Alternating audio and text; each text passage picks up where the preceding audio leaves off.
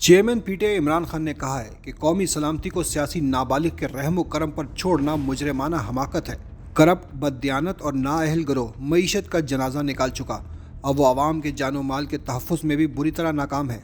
ज़मान पाक लाहौर में इमरान खान की ज़ेर सदारत अहम तरीन इजलास हुआ, जिसमें माशी तबाही से खुद मुख्तारी, दिफा व सलामती पर मरतब मुमकिन असरात का तफसीली जायज़ा लिया गया। इसके अलावा मुल्क भर में खुसूसी तौर पर पाक अफगान सरहद से मुल्हिका इलाकों में दहशत गर्दी पर भी शदीद तशवीश का इजहार किया गया।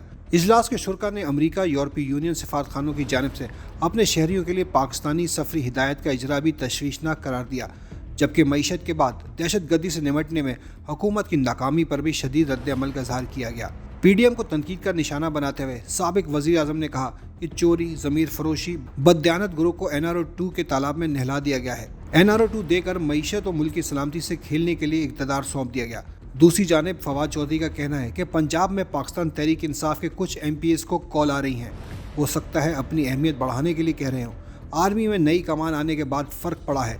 मीडिया पर भी इमरान खान को ब्लॉक नहीं किया जा रहा।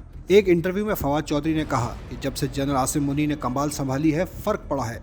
PTI इस्टेब्लिशमेंट से बना कर रखने की ख्वाहां है। विफाकी हुकूमत की हिकमत अमली है कि इमरान खान को नाअहल करके क्रिमिनल केसेस बनाएं, फिर 1 साल इंतखाबात मुलतवी किए जाएं। इस दौरान ये सियासी तौर पर दोबारा कुछ हासिल कर लें। पाकिस्तान में पहले इस्टेब्लिशमेंट थी, अब इमरान खान भी हकीकत है। जो इस हकीकत को नज़रअंदाज करेगा वो अपना और मुल्क का नुकसान करेगा।